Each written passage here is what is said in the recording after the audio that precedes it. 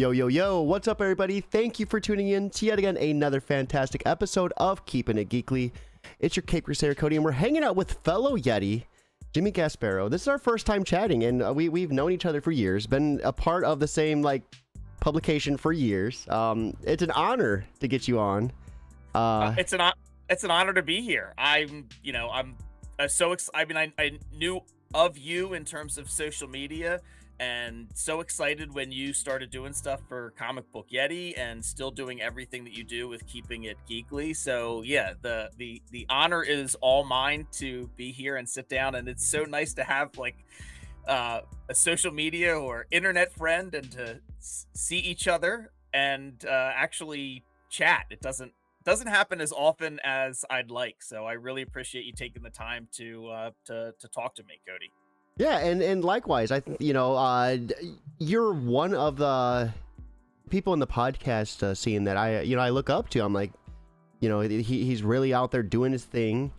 The podcast is phenomenal. And then you got into comics, such a perfect pathway. Where did it all begin for you? How did you first figure out that you wanted to get into comic journalism? Yeah, I mean, in terms of Comic Book Yeti, it was Matt Ligeti who originally started Comic Book Yeti.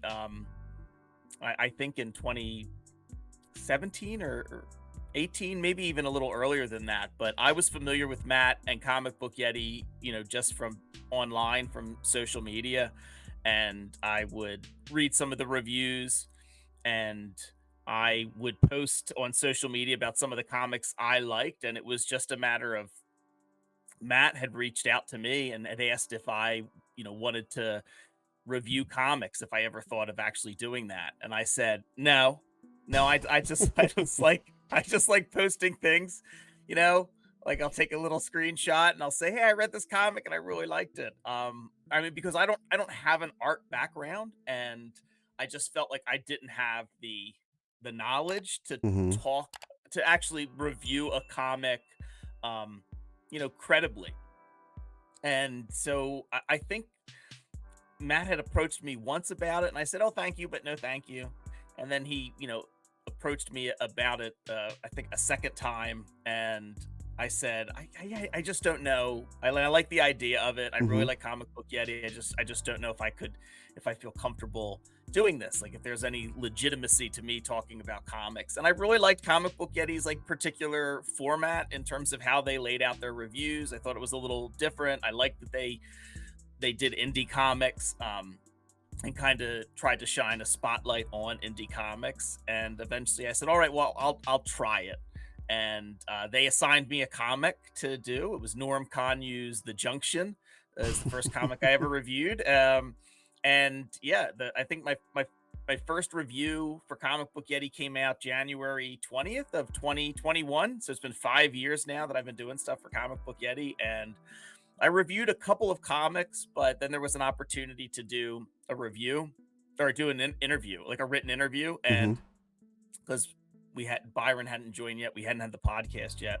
And there's the only other thing that I am trained to do as an attorney is ask questions. So I was like, that's it. I have two skills. I can talk in front of people. I have no problem with public speaking. I'm quick on my feet, and I can ask a lot of questions. So I started doing written interviews, and kind of then became the interviews editor, and took on that for a while until Byron started the podcast and asked me to do the podcast with him. And then Andrew Irvin, who's now the interviews editor, took over for written interviews. So it was really Matt Ligeti reaching out to me is how I got started in working with Comic Book Yeti. And it's been 5 years, and it's been amazing. I love the stuff that I've done for Comic Book Yeti. I love everybody that's still doing stuff for Comic Book Yeti now. And I love all the creators that I've got to talk to on the podcast. I think it's awesome, how podcasters begin, right? You were a lawyer, so it came natural to you, and I did a lot of door-to-door sales for whatever reason. I don't know why I tried to go into that profession as like a young, aspiring adult. Just door-to-door sales. You know, they promise you with big money, and it's never. You don't ever hit that commission. And I just remember like you have to talk your way into people's homes to, present whatever you're trying to sell, and it just that form of banter just came so natural after a while, and that's kind of like what led me to podcasting is the creative mind and just how it works. So what led you to finally breaking into creating a script and diving into comics? If I'm not mistaken, some of your first works were in anthologies. Yeah, and anthologies I thought were and still are a great way for aspiring creators to kind of get into comics if that's something that they want to do. Um, I first thought about writing a comic. I would say the early days of the pandemic. It just kind of coincided with it. I had been back into reading comics for a number of years. Never really had any aspirations to write, although I would say in high school I like to write short stories, but mainly for my my friends, like just Mm-hmm. funny kind of things that was mainly it. Just something I would do, uh, you know, for laughs. Not anything that I ever thought about pursuing seriously. And after reading comics for a number of years and um honestly getting older and just thinking about, is there anything else that I want to do other than being a lawyer, and I have two kids, and just wanting to, I don't know, have something else, and also to kind of I guess have something else for me, but also I mean, honestly, part of it was just trying to explain to my kids like what I do, and what I do as a lawyer and is fine, but I wanted to have, I thought it would be nice to have something else to tell the kids, like, oh, dad also does this. And I loved comics so much, and I've always loved telling stories. So in 2020, I thought, well, maybe I'll try my hand at writing. And Mad Cave has a talent search that they've done for a number of years, and you Mm-hmm. basically in 2020 you would take one of their comics, and then you just had to tell, I think it was like a 10 page, up to 10 pages maybe, or maybe it was a page range like 10 to 20, whatever it might have been, and write a story based upon one of their already existing properties and submit it. And I thought I'd like to try that.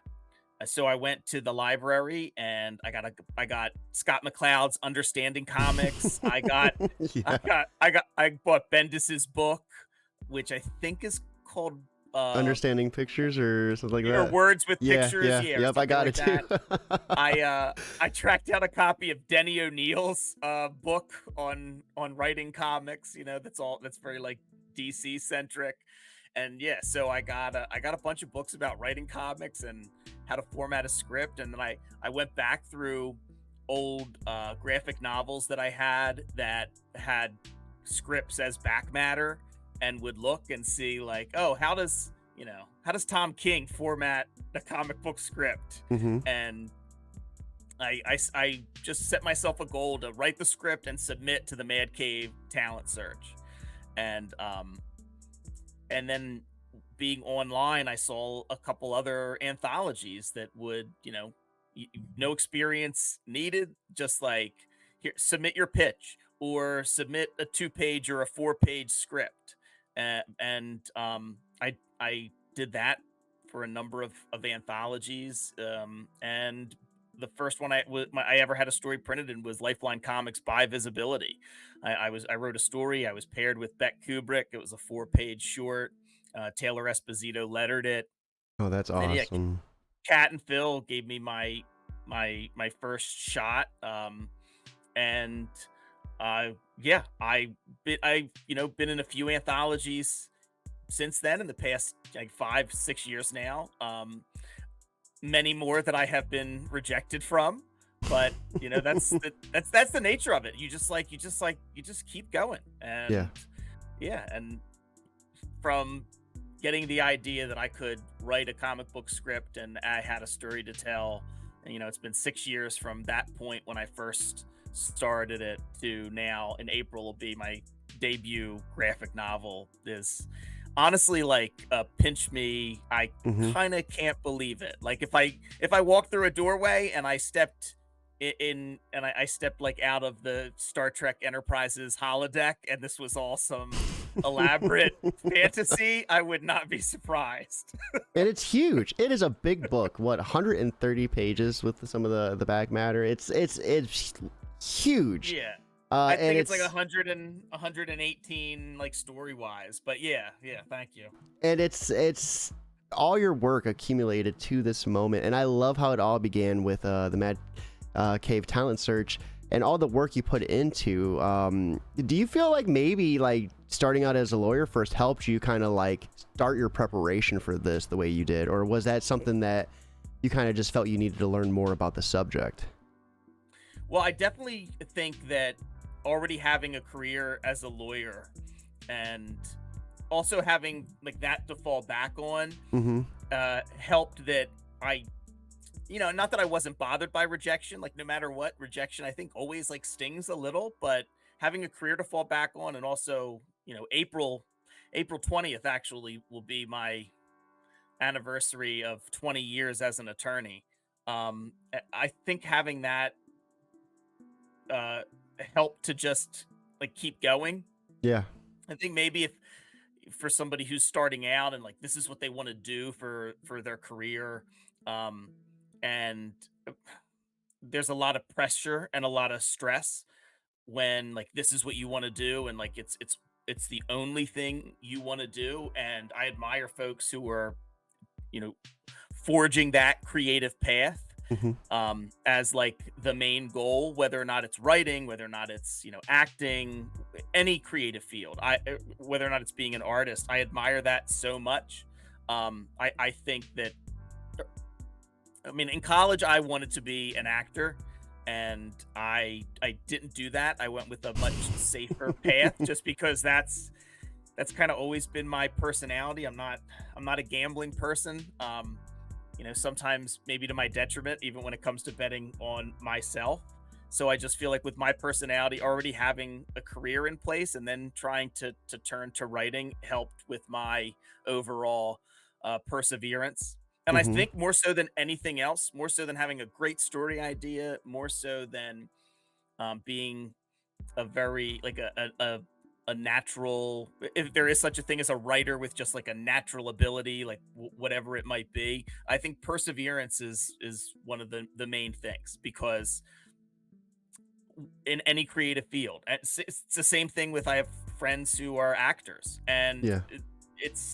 you just keep going. You're going to get rejected, you're going to Mm-hmm. get told no, and so many people, I think, they have to move on to something else because they need to live, they need to eat, or because it's difficult to just keep, hearing that no or hearing that rejection. But there's just like there's certain folks that they just persevere, they just keep going. They know that this is what they want to do. They know that they have a story to tell. And so, already having a career, I think really helped with like, no, I this is what I want to, this is something else Yeah. I want to do, and I want to keep going and I want to keep trying. And I don't know if I would have had the same success that I have right now with this comic book if I'd started out doing this, 20 years ago. But this is just the kind of the journey that I've been on, and I'm glad it's working out so far. I mean, I had the chance to read Penny and the Yeti. That's what we're here to talk about. And everyone that is listening, here's a link for you to pre-order. Be sure to get that on your pull list as soon as possible. It is a phenomenal read. And I just loved how personal it was, how close to home it hits, the message behind it. It was such an emotional ride from start to finish. And we follow Penny kind of just through, her parents fighting, and then how that, affects Peri and everyone around them. And it just, man, beautiful job, Jimmy, on your first debut. Was a beautiful piece of work. Well, thank you. I really appreciate it. It truly is a team effort. My co-creator and the artist, Amber Aiken, um, just did a phenomenal job. Her artwork is so magical, for lack of a better word. Whimsical. It's Yeah. whimsical. Yeah. Yeah, it's so whimsical, and I think there are some, you know, heavier emotional moments, um, and I think that those moments being paired with her art really helps not only the message of the book, but there is such a lightness and a fun, uh, a, a funness to Yeah. her art, that I think it helps with maybe some of the heavier moments, and also when Penny and Yeti kind of, get into some shenanigans. I think her artwork really helps to sell the fun of it. Plus, we had two really amazing editors on this book. Stephanie Brooks was our first editor, and then Teddy Leo came on board. The entire team at Paper Cuts has been wonderful. Tim Daniel, who I'm a huge fan of, designed the logo, and our letterer, Buddy Bodoin, a big fan of Buddy. It was amazing to have him work on the book. But yeah, it's a real team effort. There was a lot of things that we wanted to do with this story, and I it it was very easy. It would have been very easy, I think, to kind of screw it up. Hmm. So everyone was really on board to kind of make sure that we did the best to we told the best story we could, and we did the best to accomplish what it was we set out to do with this story. Because when you're dealing with, parents arguing and a home life that can be, somewhat frustrating or intense or stressful, certainly for Penny at her young age. I didn't ever want to seem like I was making it Penny and Peri's responsibility to parent the parents, and I didn't want to make it seem like this was just an easy fix, even though it is a very fun and whimsical book. I Amber and I wanted to, tell a story that we felt was also authentic Hmm. and honest, and a situation that I think a lot of kids are dealing with, where, mom and dad aren't getting along, and, mom and dad aren't bad parents. They're not bad guys. They're not the villains of the story, but the kids kind of don't have the right words to express how the situation at home is affecting them. And it's not not anything major. You can point to like one thing, like, oh, there's this thing here and it's clearly broken. But things aren't great for Penny, and Yeah. her big sister is um dealing with it in her own way. And yeah, then a Yeti, a Yeti comes into the family's life, and they kind of have to, uh, you know, Penny thinks Yeti's there to help, and the family has to kind of deal with Yeti and with each other. And yeah, I hope kids have a lot of fun with it, but I hope parents also read it and get something out of it as well. I wanted it to be a story that kids could read, but it's, if you have younger kids, like, you can read it to them or with Hmm. them. Um, my daughter Penny, different from the character of Penny. Penny's 8 right now. We started the very beginnings of this idea was a 4-page short that, you know Penny and I came up with a story idea together in the summer of 2022. So, That's so you know, she cool.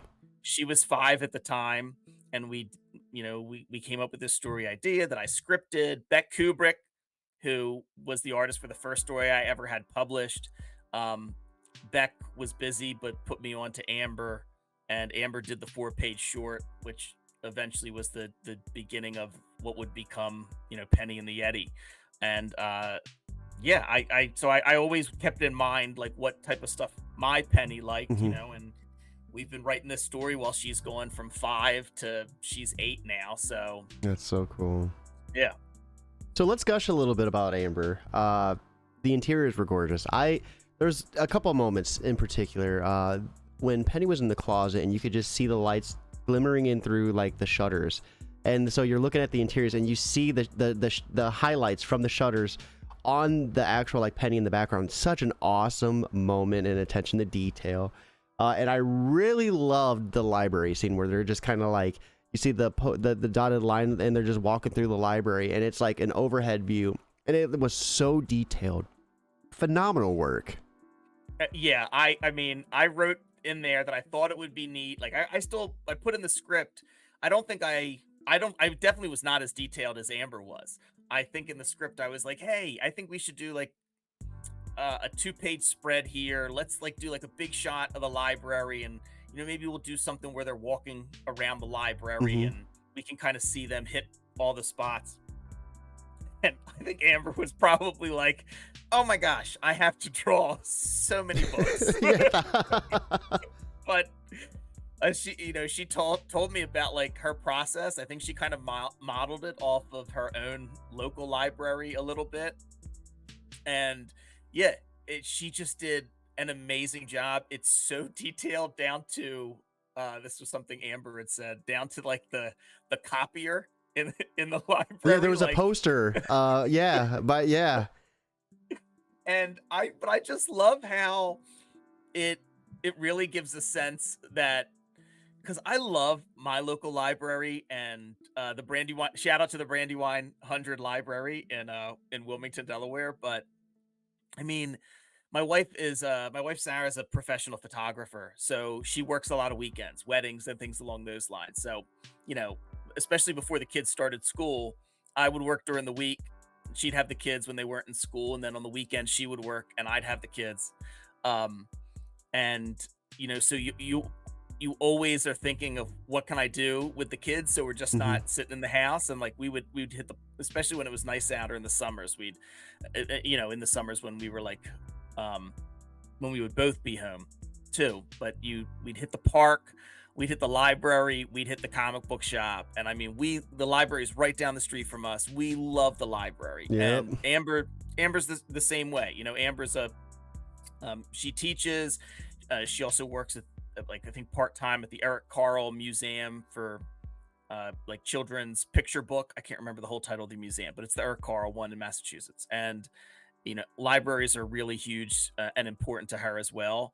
And so I really wanted to showcase, and Amber did as well, like how great the library is and Hmm. how important the library is, especially to Penny. And she wants to show off the library to Yeti, who hasn't really, is in our world and hasn't seen a library before. And it's one of my favorite parts of the book, because it had to be a challenge for Amber, I'm sure. It was so good uh too. but yeah, it's so detailed, it's so good, and it makes the library just look awesome. And I think you learn a lot too about Penny, Hmm. in term and Yeti, especially like what Penny's showing off about the library, how much she loves it. Yeah. And it's one of my favorite spots of the book. Amber just did such an amazing job. So was that a bear reference in Penny and the Yeti at one point when they were in the kitchen? Oh yeah, yeah, Yeah, okay. absolutely. I was talking to my significant other. I was like, this has to be it. And we're like, well, maybe they just talk like that in kitchens. I'm like, that's a fair point. But I for real think this is from the Bears. Like, As I mean, growing up in high school and college, I worked in restaurants. I think there was at one point in time where every time I would introduce Sarah, my wife, to somebody new, they had also worked at a country club that my brother and I worked at, and we had mhm, like every different job at the country club. Like we worked refilling the water coolers on the golf course. We worked for the restaurant. We worked for the banquet staff. We worked as dishwashers. We did everything there. And so um, I just had a thought, where wouldn't it be funny to put Penny and Yeti in a scene where they had to like kind of work a banquet mhm. staff, just because it's something that I did, and I thought it would be funny. And I gave Max the job of, she was like a party planner, to create a scenario where Penny and the Yeti kind of have to work a banquet staff, but then they're also in the back in the kitchen, because as somebody who worked in restaurants for many years in high school and college, I like love the TV show The Bear. Oh So my I god, dude. had Yes. And when we I, started watching it, I I was like, dude, I want to get back into cooking so bad, but I know I would hate it within the first like week or two. But every time it was just like hands, I'm like, dude, yes, I live for oh this. yeah, yeah. Um, Especially after I started watching that show, because my wife, Sarah, does like the cooking at our house. She said, she has always said that I'm not a great cook, and because I work later, so she is usually home first, and like we'll get the kids from school, so she cooks. I do the dishes. That is our delineation of labor in our household. Um, and so when we first started watching The Bear, and I would like come through the kitchen after work, and I would be like, "Yes, chef." I'd be like, "Behind, hands," and she's like, "I'm not gonna watch the show with you anymore if you don't stop it." And I was like, "Okay, okay, I'll chill out." But I'm gonna put a reference to it in Penny and the Yeti. Man, that's a good deal. I end up cooking and doing the dishes, so Yeah, I that's our deal at our house. I like doing dishes. I find it therapeutic, to be honest with you. I yeah, find it's it kind of the completionist in me, I think, right? You got a big pile of dishes and you just work your way down, work your way through it, and it gets done. yeah, yeah. It just feels like a task that I accomplished that I can cross off my list. So yeah, I do you know. Also, I think my very first job was a dishwasher, and you know, still have that skill set. I Dude, it's guess I so could do funny. that. I was just listen. Sometimes I listen to just random stuff on YouTube, like just random stuff. And the inventor of the Scrub Daddy originally wanted to market the Scrub Daddy to like car mechanics, and the finger holes were for like oily fingers, and it flopped. And 5 years later, he's like, "What if I put a slit for silverware?" And that's how the Scrub Daddy was formed. It's insane to think about that type of stuff. Yeah, yeah, absolutely. I'll have to ask. I know someone who is a graphic designer that works for Scrub Daddy. I'll have to What a ask small him about world, that. right? I'll have to ask him about that, the origin story, if what if there's any good tidbits about it. So Penny and the Yeti, it's about a heavy subject. Parents fighting. Did you find it difficult to balance like a kind of like a carefree, kiddish feeling to such a serious matter? Oh yeah, I think I've said this somewhere before, but I wasn't trying to write War of the Roses as a kid's book. If anyone remembers um the War of the Roses movie with Michael Douglas and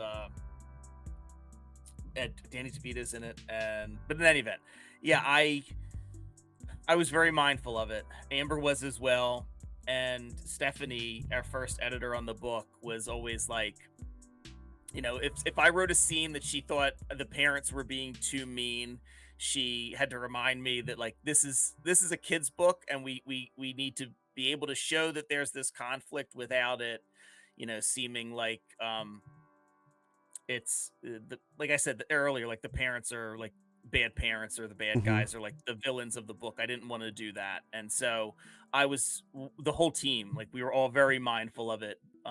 Both Amber and I and our editors in writing it, but it was tough because I didn't want to have anything where it just seemed like, oh, here's the problem, and Yeti shows up, and it's you know these hijinks happen, and it's a quick fix, and everybody's better by the end. Like I wanted it to feel more authentic than that.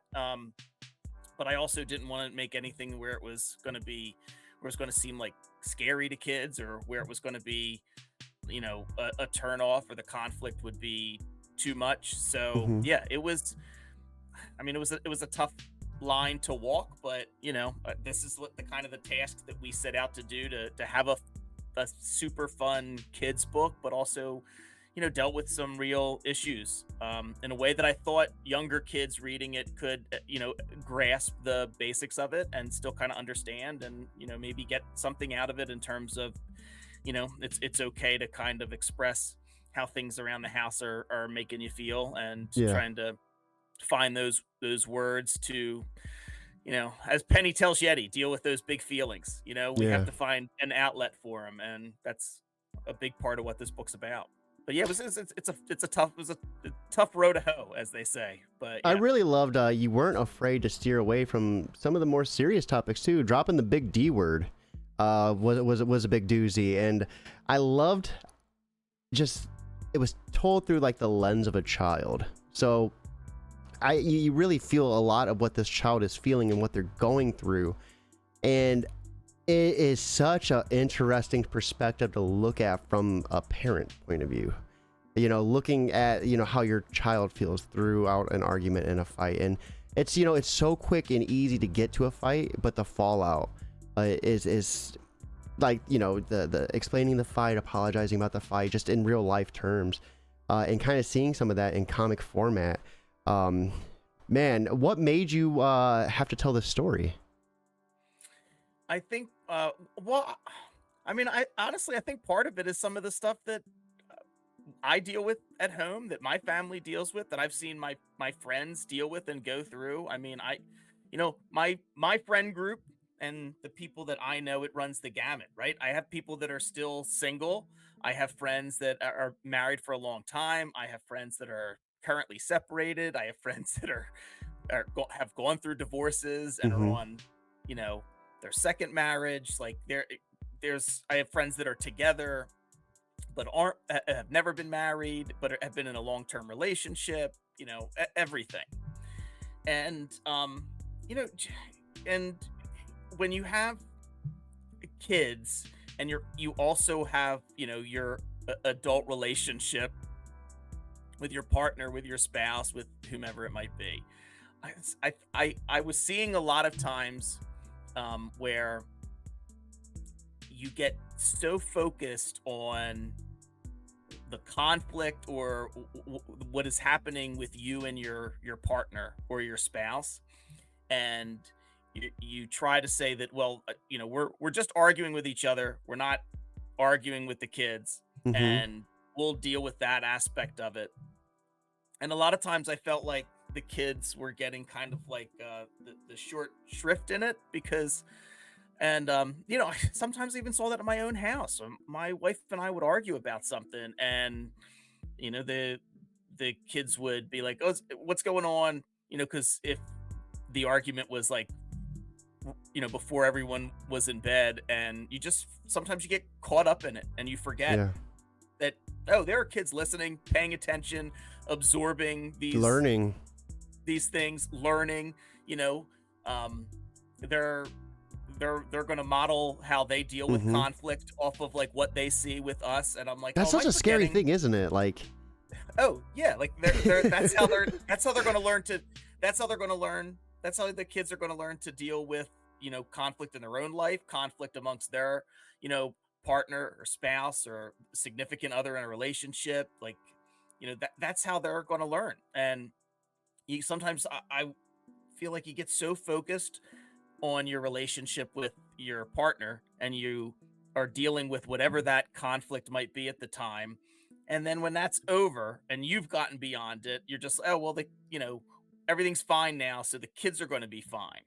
But sometimes the kids are not fine. yeah. Sometimes you're like, well, that's none of their business. Maybe like it was the adult, it was the parent argument, and we're past it now, and even if they heard a snippet of it. But I don't know. I was finding that I would see, like, amongst my own kids and my friends' kids, that they, you know, still wanted to know that everything was going to be all right. They still needed more reassurance, Mm-hmm. and I wanted to tell a story where the parents are kind of in quite a bit of conflict, so that there's this tension in the home. And Peri's kind of the older sister. Peri's kind of used to it. She's like a little checked out about it. Yeah, at the ripe old age of 13. But Penny is, um, she's a type of kid that it really bothers her, Yeah. and she doesn't know exactly how to tell her parents that, like, I'm not okay. And that's where Yeti comes in. So I think I wanted to tell a story like this. I felt out of a bit of necessity, and about of just things that I was seeing or that I was feeling in terms of my own home life, and from friends. And I wanted to tell a story that I felt dealt with a real issue. um and yeah, I know there's plenty of things out there for kids whose parents are like going through a divorce or getting a divorce, and I wanted to write a book about a family who there's conflict, but they don't know what the answer is going to be yet. Like, we don't know, are Fenton and Maxine like going to work on it? Are they going to stay together? Are things going to be the same? Are they going to get a divorce? But uh, I wanted to make it kind of authentic, Yeah. and kind of hopefully have some really fun moments for kids to read, but also kind of, if there is a kid out there dealing with like this, to let them know that it's not their responsibility. It's certainly not their fault, but maybe giving them a little bit of another tool in the toolbox to maybe figure out how to tell, how to speak up about things that are bothering them at home. So I really love that because it's a level of self awareness that sadly not enough parents get. You know, not enough parents realize like what a fight actually does to a child, and you know, not they don't realize you need to talk to your kid afterwards and apologize for yelling and explain what happened and why it happened. And I just love that within this book, the self awareness, the realization within it, and it's not some magic get out of jail free card. You know, there's work to be done. There's levels to it. What did the collaboration look like between you and Amber? Like when you came up with the script for this, I know you said it was a couple years in the making. Did you have like certain ideas that you wanted, for sure to happen within the book, or did you kind of let her take her own artistic approach to it? yeah, great question. The collaboration was honestly a dream, and I've been spoiled from any future endeavors. Yeah, so like I said, the initial story was a 4-page short. I was putting my penny. I have to say like my penny as opposed to the character of Penny. But putting her to bed and coming up with a story idea, and I thought, wouldn't it be fun to show her how this idea would look like as a comic and do Hmm. a digital comic. So Beck led me to Amber. We did the 4-page short, and again, the book came about just like me kind of testing myself to write a script to submit to the Mad Cave talent search in 2020. Mad Cave again had open submissions, and I submitted to anthologies, but never really done like a whole comic book pitch, and so I wanted to, you know, set a deadline for myself to do that, to submit. So I took our 4-page short and I kind of made a larger story outline. I reached out to Amber and I said, "Hey, I was thinking about taking the artwork from the short and the outline, and here's the outline." I sent it to her, and pitching it to Mad Cave and see. And she was like, "Oh yeah, great." And then the editor Stephanie Brooks first got back to me and saying that Paper Cuts, because they're a Mad Cave imprint, was interested. Oh, that is And so cool. yeah, so Yeah, that's so yeah, awesome. yeah, so Paper Cuts was interested, and then I talked about some of the story ideas with Amber. I talked about what it was she liked to draw, which, tip for creators. I hope I'm sure I'm not the first person to say it, but if you're a writer and you know interested in writing comics or working on comics, and you haven't done this yet, if you find an artist whose style you like and you think it's going to work well with your story idea, ask your artist what it is they're good at. Ask them what they like to draw, and hey, if you can incorporate that into your story, like, do it. It makes the Yeah. collaboration way more fun if the artist is even more invested because they're getting to draw something they like. Um, so yeah, I asked Amber like what's some of the stuff that she liked to draw, and then I worked on the script for 3 months to get like a full first draft, and I would send it to Amber, and she would tell me, basically we did like a shared Google Doc, and she would read it over and say, "Oh, this is great," and "Oh, you have this here. What if I did this?" Or and she would make notes on the Google Doc for the script. And yeah, there were a couple of times where like the library scene, and I think one or two others where I was like, I don't know what this is gonna. I don't know exactly how to describe this, but this is kind of what I'm thinking. And I think I did that with. There's a couple of times where Penny and Yeti kind of have a plan, and there's like a Ocean's 11 like page that plots out what their Hmm. plan's going to be. The- I mean, Amber sent me that page, and I was like, "Yeah, could not have described this." And it looks absolutely like amazing. Like they're sitting at the drawing board, and then the rest of the page kind of shows the things that they're going to do like for their plan. And I just thought Amber just like smashed it. I d- definitely could not have described it that way in the script. I think I was like, maybe it'll look something like this. And then Amber just ran with it and just did her thing. And it totally like blew me away. There's a couple of pages like that. So, yeah, I mean, and and then when we would start getting finished pages in and then start getting the colors in because Amber colored it as well, it just just honestly like just blew me away. There, like I said, one of the other things that I described was Penny and Yeti. Like imagination's real big, so there's a bunch of scenes in the book where it's just like Penny and Yeti using their imagination. Hmm. And I had one idea. They're playing in the snow because Yeti likes snow, even though the book's set like uh, during the spring or summer.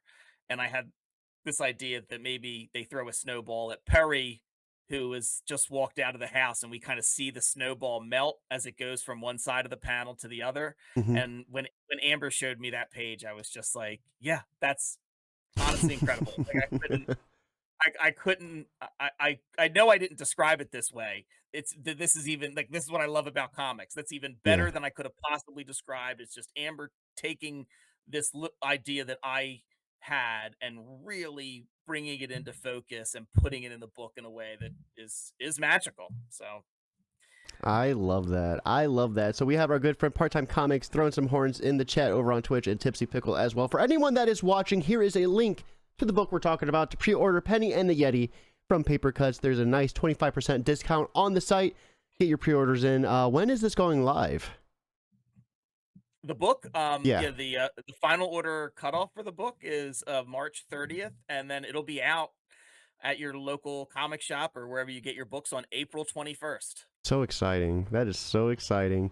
And guys, like I said, you can get a nice 25% discount off this.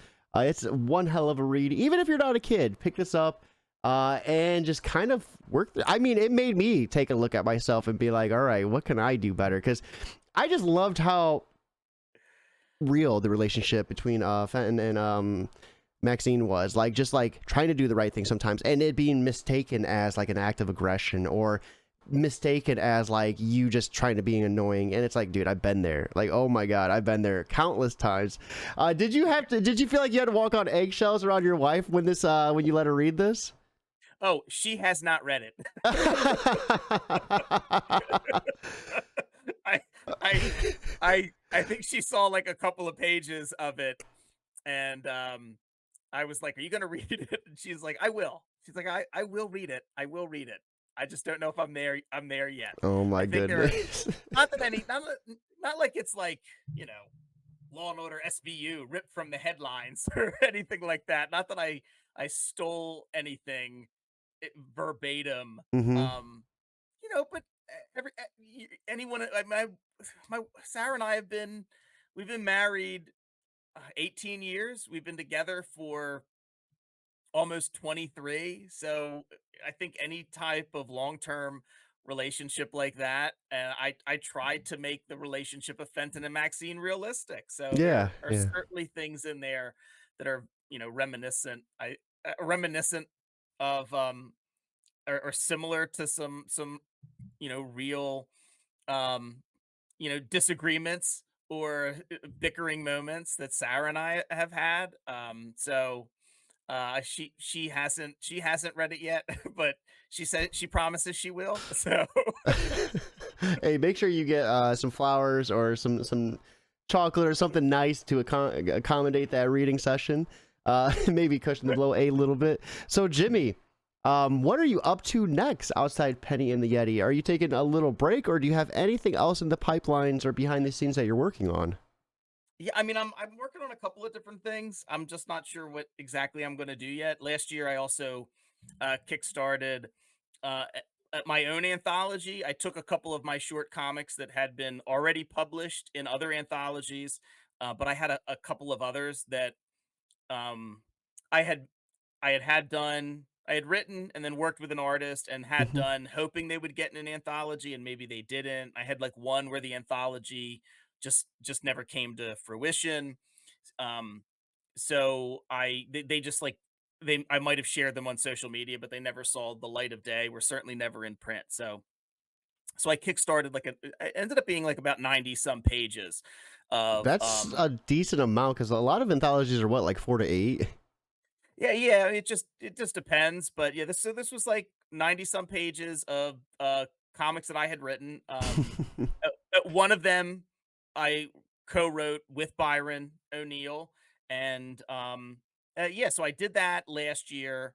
It was successfully crowdfunded, and because of we hit a stretch goal, I added a story or two that I had scripts for, and the comics just took a little bit longer than anticipated to get done. So, um, I finally 2 or 3 weeks ago at this point, got everything done and everything mailed out to backers. So that's finally like officially done, not hanging over my head anymore. That They've has to all be been such a good feeling, huh? oh, it's amazing. All the everybody there I mean, all the backers who got a physical copy, there were like 70 some. They all got their book now. And now we're doing, press, and Amber and I are gearing up for Penny and the Yeti. So um, so now I feel a little bit more comfortable in terms of trying to figure out, what's next. I'm definitely not somebody that, can work on three or four. I'm no Cullen Bunn. I don't have Yeah. 5 books about to come out at any one moment. I mean, I love Cullen. He's like one of the most prolific writers I know. But yeah, so I have a couple of ideas that I want to work on next, and it's just deciding, do I want to do like a one shot and maybe kickstart it again, or do I want to try and work with an artist and get a couple pitch pages together to do a pitch packet? So yeah, I got a couple of ideas of things I want to do, and just not sure what exactly I'm going to do yet. But I got a notebook full of ideas and like a half finished script for the next thing that I really want to do. So yeah, and I like right now on Kickstarter is the comic Granite that's written by CJ Hudson, Hmm. which is part of the Summit Comics universe. And I did a backup story to the separation anxiety issue. It's That's a so four cool. page a 4 page short about Granite. I got to work with Alaire Rossico, who did the artwork, and Tobin Rossico was involved as well. I think Tobin lettered it. And then Summit Comics also had a talent search, which I was one of the 2 writers that won that. So I wrote a 2 page short that's going to be in one of the Summit books that Pete Collins, who I'm a huge fan of, he did a comic with Matt Sumo Bardic Versus. And so Pete is working on the art for that 2 page Hmm. story where I wrote a story about one of the Summit Comics universe villains. That's So, cool. yeah, Dude, so you're doing the those damn thing, man. How's it feel? it unreal. Like honestly, it doesn't feel real. Like getting to write a 2 page short, and I think the guys at Summit said that there were maybe 140 submissions, and they Hmm. picked 2 writers to do 2 page shorts to be included. It's only 2 pages, but like honestly, a 2 page story is kind of tough. A 2 page comic book, To beginning yeah, to start and finish, story. yeah. Um, but I've already seen some of the preview, the pages, the layouts from Pete Collins. It looks amazing, and yeah, I, I never thought I'd write anything in the superhero, you know, realm at all, and kind of getting to do it, even a 2 page short for a villain story, and with Granite, this 4 page short about Granite. Yeah, you might as well have just told me I got to write, you know, uh Green Lantern. I'm that excited that I Yeah, get and to dude, be you're dropping a debut graphic novel in a couple months. You just wrapped up a Kickstarter. Like that's so awesome, Jimmy. And this brings me to one of my favorite parts of the show. Before we wrap things up, asking for a piece of advice, and I think earlier you hit something that would be worthwhile talking about. And that's rejection and resilience through rejection. You know, getting back up and hitting it again. And anthologies can be tough, right? You know, anthologies, just getting in an anthology, and then that anthology seeing, light of day through the campaign, making it through, as a writer yourself, and someone who's kind of worked through it, for the aspiring writer out there looking to get their foot into writing and maybe starting off with an anthology, what would be some of your biggest advice to work through rejection, to help them get back up and running again? Yeah, I would say first off, uh, just know that rejection's going to happen. It doesn't mean you're a poor writer. It doesn't mean you have terrible ideas. Um, uh, Rejection is going to happen. You Hmm. just have to know that going in. If it doesn't happen and everything you submit gets picked up, I mean, amazing, great, celebrate it.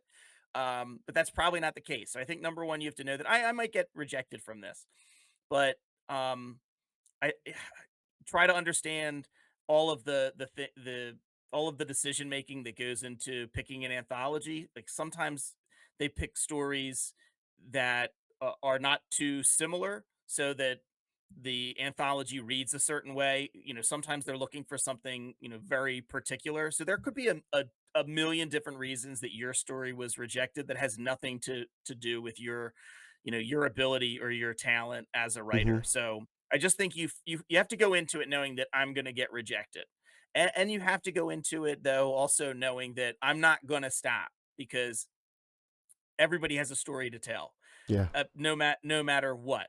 And there's a story out there that only you can tell your way. So as much as you have to be comfortable with rejection, you also have to have a little bit of an ego about it. Hmm. Like, I mean, you don't have to be a monster, but you know, you don't have to like let it turn you, or let it be your villain origin story. But you do have to have a little bit of an ego, and or just understand that there is a story out there that only you can tell, and only you can, and it can only be told your way, because of who you are, because of how you lived your life, because of how you were raised, because nobody has your unique perspective on an issue, on the world, your sense of humor.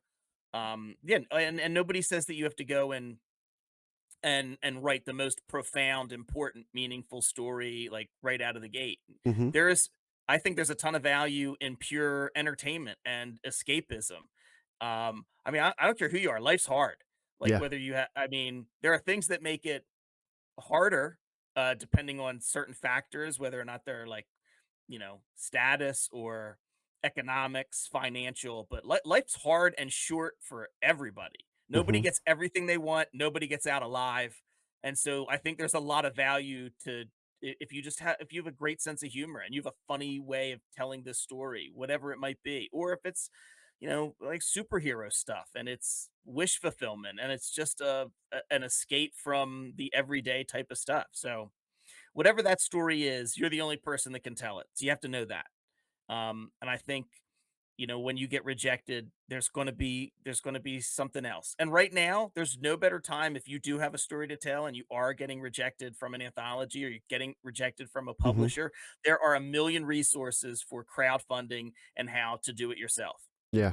And you know, money can be a factor in terms of, you know, paying an artist to get a couple of pages done for the Kickstarter, but a lot of times, you know, it is feasible, and you can, and there are plenty of places out there that are, you know, there's Discord communities, Facebook communities, other social media communities where I found that folks are very willing to help. And I've been lucky enough to find a comic book community of indie creators, and the overriding philosophy is that like a rising tide raises all boats. Yep.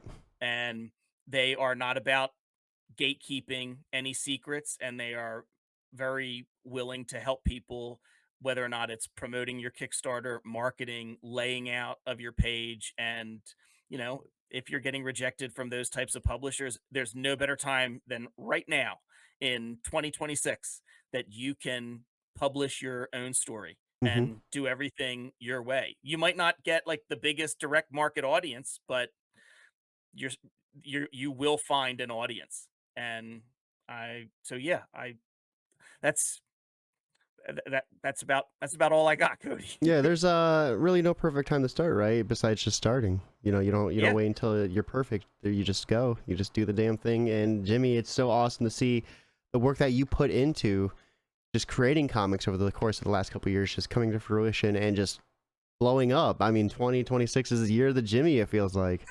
I hope so. Um So last but not least, what are you up to outside of creating? You know, what books are you reading? What shows are you watching? You know, if you like to play video games, what are you gaming on? Well, I don't play video games. I play a lot of board games, though.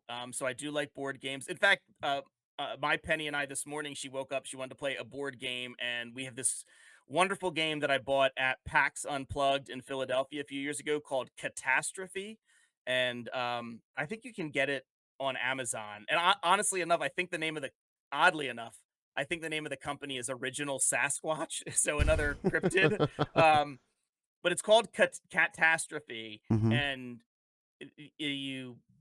basically it's a real simple board, and there's a Grim Reaper cat, and everybody plays as a different cat on this board, and you can do things where you lose a life, and then the Grim Reaper can, if the Grim Reaper catches up to you and knocks you out of the game. But they're like really fun cards that you can play to get your other opponents to try and lose their life, or to get a card to gain a life for your cat character.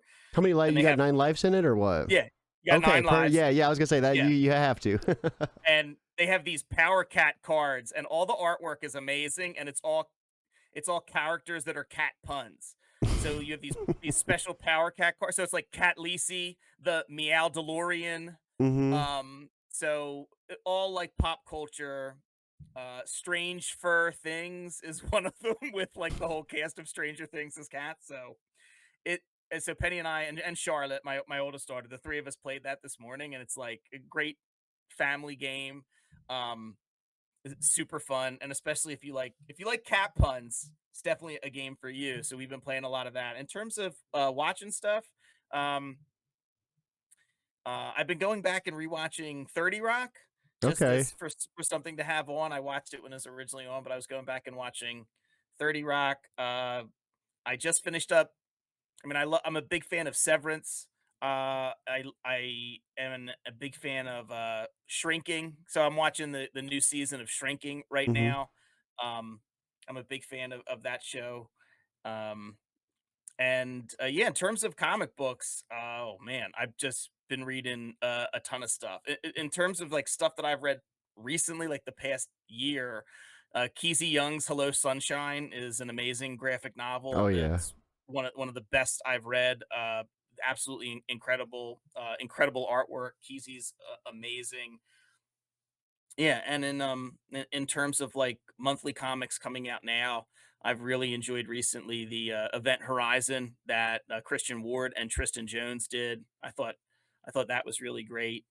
Um, I'm enjoying the new Supernatural comic that Greg Pak is writing Yeah. for Dynamite, with art by I can't remember his first name. His last name's Messias, is the artist on the Supernatural series. So I've been enjoying that. Yeah, and I just started the Absolute Martian Manhunter, the uh, the Oh, I'm gonna the have to check the, that out.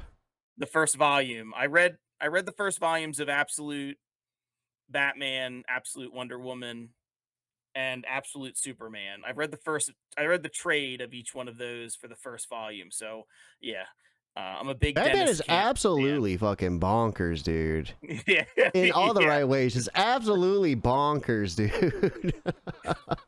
Yeah, I mean, I really like how similar and at the same time dissimilar it is from like the regular Batman continuity, Hmm. and it's so odd. Like, Snyder and Capullo's run is like such a touchstone for Batman stuff now, and all the Court of Owls, and then to come in and with Nick Dragotta create an entirely new Batman, and to be kind of you know, just absolutely wild. And I love personally what they've done with all like the villains in that Yeah, story. yeah, dude. It's like my favorite part. Dude, it's like it's Batman turned up to like 20, and it's just insane every bit of the ride. But everyone that is watching, once again, here is a link to get your pre-orders in for Penny and the Yeti. I had a chance to read this. I absolutely loved it. I want to get a book for my kids to read too, because I think this is such a phenomenal read, and you will too. It is time for us to wrap up. Jimmy, this has been years in the making, and I'm glad we finally had the chance to sit down and chat. This was, yeah, I loved it. It was one hell of a chat, man. Thank you so much for swinging by. Everyone that is watching, I hope you all have a lovely Sunday, but most importantly, guys, keep it geekly.